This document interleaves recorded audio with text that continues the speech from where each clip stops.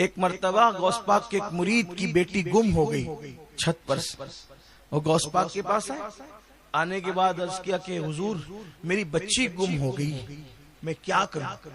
فرمایا جاؤ کرخ کے جنگل میں جاؤ اور وہاں بسم اللہ پڑھنے کے بعد میرا نام لینا۔ توجہ کریں، کیا کہا؟ بسم اللہ پڑھنے کے بعد میرا نام لینا۔ اب یہاں تو آپ سوچیں کہ کیسے نشیمن پہ بجلیاں گرتی ہوگی، بسم اللہ کے بعد میرا نام لینا۔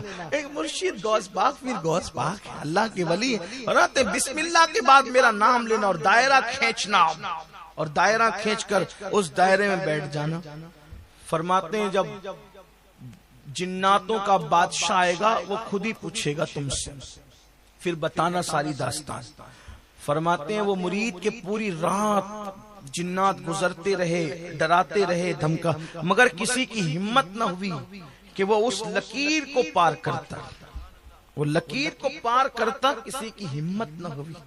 مطلب بسم اللہ کے بعد، اللہ کے نام کے بعد، اللہ کے اذن اور عطا اور اختیار سے اللہ نے جس کو یہ مرتبے عطا فرمائے ہیں، اس کا نام لے کر جو لکیر بنائی گئی، جنات بھی اس لکیر کو پار نہ کریں۔ یہ غوث پاک کی شان ہے۔ غوث پاک کو آپ سمجھ کیا؟ آپ صرف نیاز اور فاتحہ کی حد تک انہیں سمجھتے ہیں؟ سب گزر گئے۔ وہ مرید کہتے ہیں آخری میں سواری پر سوار جناتوں کا جو بادشاہ تھا سب سے بڑا وہ ہے، وہ لکیر دیکھ کر کے رکا اور پوچھا کہ کیا بات ہے؟ تو کہا مجھے شیخ عبد القادر جیلانی نے یہاں بھیجا۔ جیسے ہی غوث پاک کا نام سنا وہ سواری سے نیچے اتر کر آیا، یعنی غوث پاک کا نام سن کر وہ سواری پر بھی بیٹھا نہ رہا، غوث پاک کا نام سن کر جنات کا بادشاہ زمین پہ اتر آیا اور آ کر کے وہ لکیر جو تھی، جو دائرہ بنا تھا، اس کے باہر ہی ادب سے بیٹھ گیا۔ وہ کیا بیٹھا، اس کے پیچھے جتنے اس کی سپاہ تھی وہ بیٹھ گئے۔ کہا کہ کیا بات ہے، کیوں بھیجا غوث پاک نے آپ کو، سرکار غوث اعظم نے کیوں بھیجا؟ تو میں نے کہا میری بیٹی گم ہو گئی۔ تو اس نے کہا کہ تم میں سے، پلٹ کے کہا تم میں سے کون ہے جو غوث پاک کے مرید کی بیٹی اٹھا لے گیا؟ تو سب نے وہاں پر لرزتے ہوئے کہا ہم نہیں، ہم نہیں۔ تو اس نے کہا جاؤ دیکھو کون ہے اور اس کو پا بزنجیر قید کر کے میرے پاس لاؤ۔ تھوڑی دیر میں وہ مرید کہتے ہیں کہ ایک بندہ لایا گیا، وہ جنات تھا اور اس کو زنجیروں میں جکڑا ہوا تھا اور اس کے ساتھ میری بیٹی بھی تھی۔ تو کہا کہ تجھے کیسے ہمت ہوئی کہ تو شیخ عبد القادر جیلانی کے مرید کو، ان کے مرید کی بیٹی پہ تو حملہ کرے؟ تو اس نے کہا میں اڑ کر جا رہا تھا، یہ لڑکی چھت پہ تھی، اس کا حسن مجھے پسند آیا، میں اٹھا لے گیا۔ کہا تجھے نہیں معلوم تھا یہ غوث پاک کی مرید کی بیٹی ہے؟ فرمایا اس کو قتل کر دو، اور اس کو کہا کہ اسے قتل کرو اور اس کی بیٹی ان کے حوالے کرو۔ تو جب بیٹی حوالے کی تو میں نے پوچھا آپ لوگ غوث پاک کو جانتے ہیں؟ فرمایا غوث پاک کو ہم جانتے بھی ہیں، مانتے بھی ہیں، اور ہمارے درمیان تو ان کا حکم چلتا ہے۔ وہ غوث الثقلین ہے، غوث الثقلین۔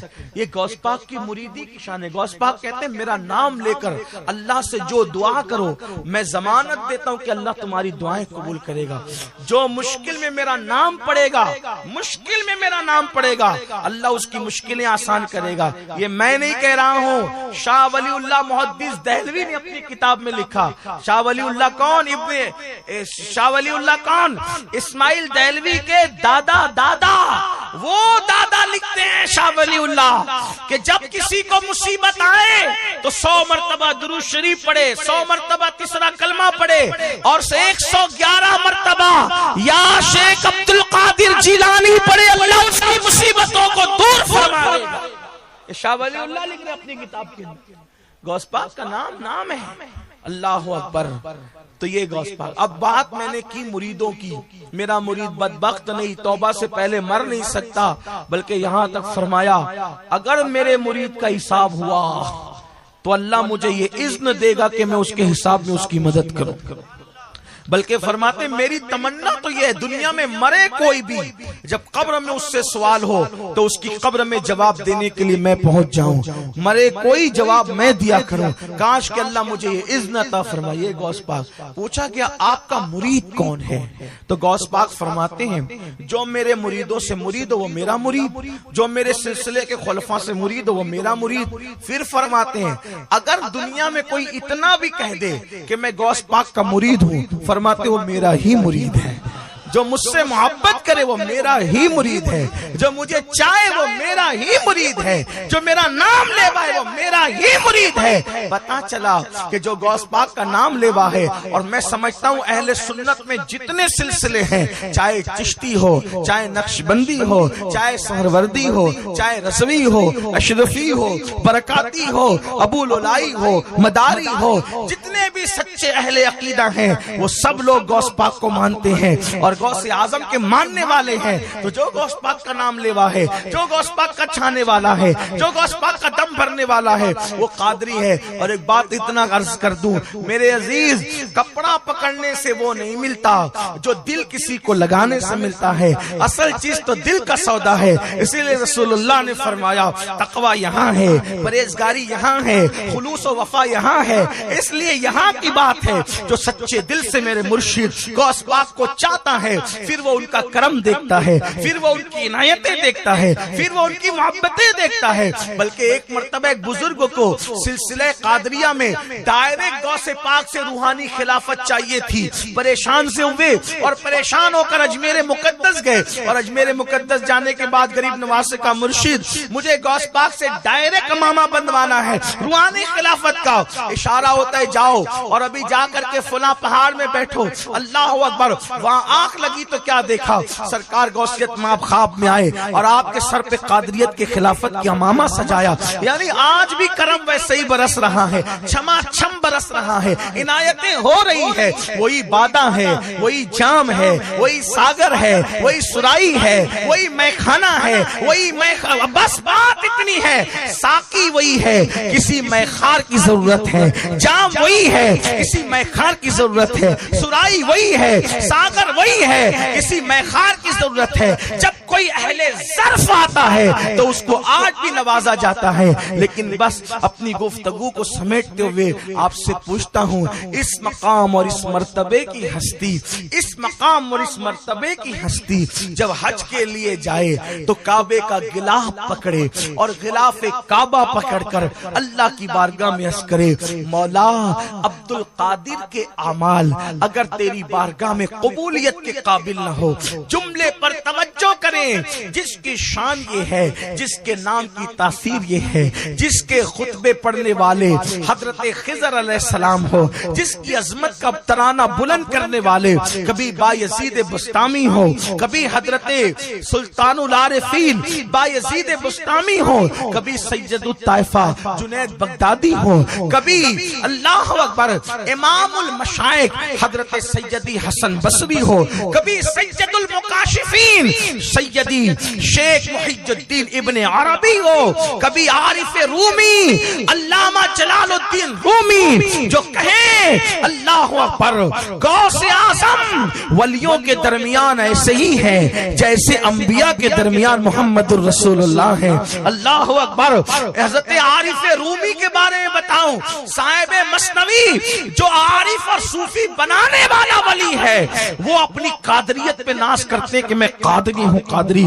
اندازہ فرمائیں حضرت امام یافعی اللہ اللہ، یہ سارے بزرگ جو بڑے بڑے آپ کو نظر آ رہے ہیں یہ قادریت کے رنگ میں ڈوبے۔ شیخ محقق شیخ عبداللہ محدث دہلوی قادری ہیں، اللہ اکبر، مجدد الفسانی نقشبندیت سے مشہور ہیں، لیکن ان کے والد کے ذریعے سے وہ بھی قادریت کے رنگ میں رنگے ہوئے تھے۔ خواجہ باقی باللہ ان کے پیر مرشد پر بھی قادریت کا رنگ تھا، حتیٰ کہ وہ جو نقشبندی کہلاتے ہیں، شاہ نقشبند حضرت سیدی بہاؤالدین نقشبند رضی اللہ تعالیٰ عنہ جب بغداد گئے تو وہاں ان کی جالیوں کے قریب پہنچ کے کہتے ہیں میری ایسی مدد کیجئے کہ لوگ آپ کو دستگیر کہیں۔ تو قبر سے جواب آیا، اے دنیا کو چمکانے والے، لوگوں کو ایسا چمکا کہ لوگ تجھے نقشبند کہیں۔ نعرہ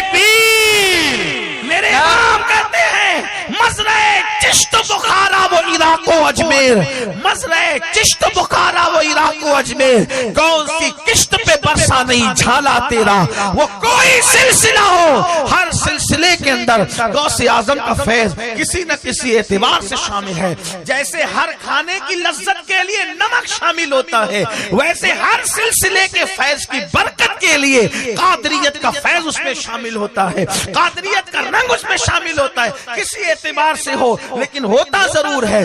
تو یاد رکھنا سرکار غوث اعظم اس مقام اور منزل کی شخصیت، اللہ اکبر، آپ کو حجت اللہ کہا جائے، اللہ اکبر، آپ کو حجت اللہ کہا جائے، محی الدین کہا جائے، آپ کو باز اشرف کہا گیا ولیوں کی کائنات کا، لیکن اس کے باوجود جملوں پہ غور کریں۔